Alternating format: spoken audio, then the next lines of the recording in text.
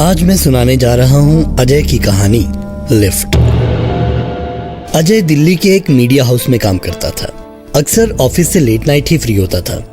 कभी कभी तो इतना लेट हो जाता था कि ऑफिस में बस वो और नाइट गार्ड ही रह जाते थे। आज भी ऐसा ही हुआ। सबके जाने के करीब 2-3 घंटे बाद अजय फ्री हुआ।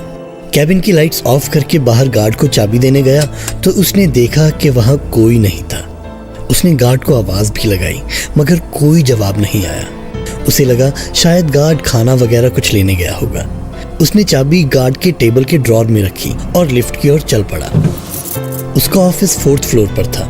बिल्डिंग नई होने के कारण अभी बाकी सब फ्लोर्स पर कोई और ऑफिस नहीं खुला था, बस बेसमेंट में कैंटीन थी। लिफ्ट में आकर अजय ने ग्राउंड फ्लोर का बटन दबाया तो लिफ्ट की लाइट एकदम चली गई।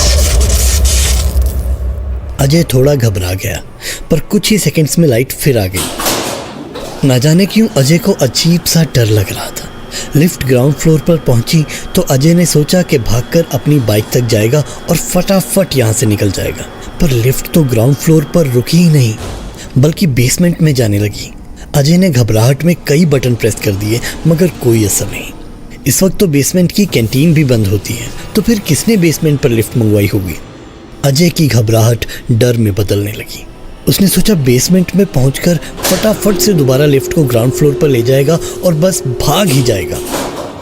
लिफ्ट बेसमेंट में पहुंची और दरवाजा खुला तो कैंटीन बंद थी। एकदम अंधेरा था। कोई आवाज नहीं और रोशनी की कोई किरण तक नहीं।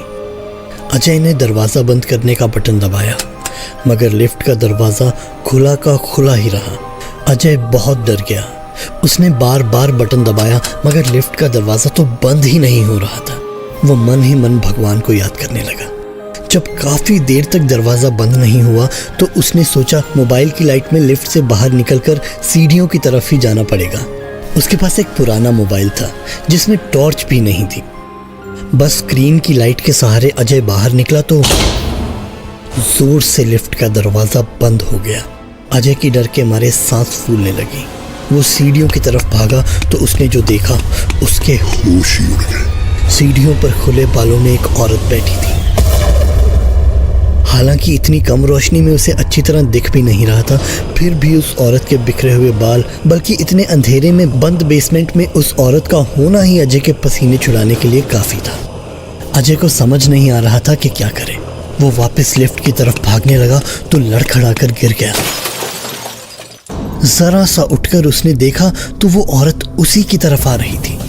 अजय के शरीर में जैसे जान थी ही नहीं। फिर भी उसने हिम्मत की और उठकर जैसे तैसे लिफ्ट की ओर भागा और लिफ्ट बुलाने का बटन जोर जोर से दबाने लगा। डिस्प्ले पर दिख रहा था कि लिफ्ट 4th फ्लोर पर है। वैसे तो 4th फ्लोर से बेसमेंट तक आने में लिफ्ट को ज्यादा वक्त नहीं लगता, पर इस वक्त अजय के लिए हर एक सेकंड 1 घंटे जैसा था। वो औरत धीरे धीरे अजय की ओर ही बढ़ रही थी। अजय को कुछ समझ नहीं आ रहा था। वो डर के मारे कांप रहा था। वो औरत चलते चलते अजय की तरफ हाथ बढ़ाने लगी। अजय के सीने में तेज दर्द होने लगा। इससे पहले कि वो अजय तक पहुंचती, लिफ्ट आ चुकी थी। अजय जल्दी से लिफ्ट के अंदर गया और दरवाजा बंद करने का बटन दबाया।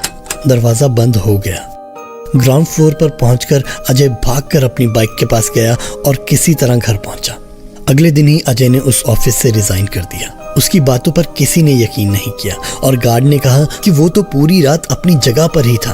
आज भी इस हादसे की याद अजय को अंदर तक झंझोड़ कर रखती थी।